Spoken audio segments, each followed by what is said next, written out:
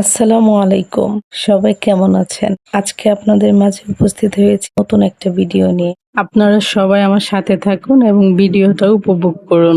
আশা করি ভিডিওটা সবার কাছেই ভালো লাগবে। এটি আমাদের গ্রামে অবস্থিত নতুন হয়েছে, যার নাম দেওয়া হয়েছে ৭ গম্বুজ জামে মসজিদ। এটা হোসেনপুর থানায় অবস্থিত। মসজিদের নামের নিচেই লোকেশনটা দেয়া আছে। মেয়েদেরকে পড়ায় কোন জায়গায়? চোখ জোড়ানোর মতো মসজিদ এটি। এলাকায় এমন একটা মসজিদ থাকা মানে বিশাল কিছু।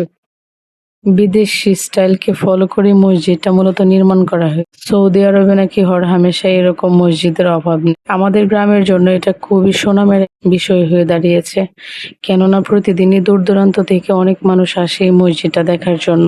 অলরেডি হয়তো আপনারা নিজেরাও সবাই দেখে ফেলেছেন, এই মাশাআল্লাহ, ভিডিওটা অসাধারণ অনেকের পেজে সুন্দর। আপলোড করা হয়েছে।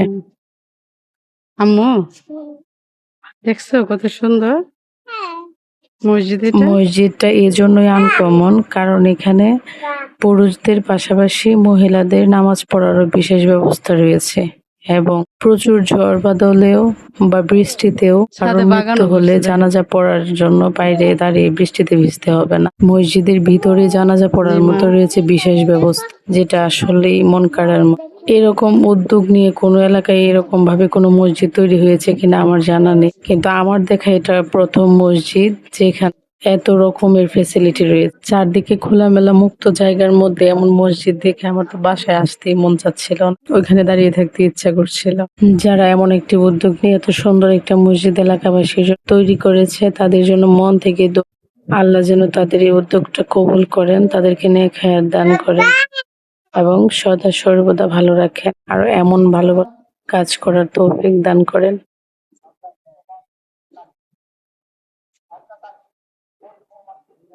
চলো।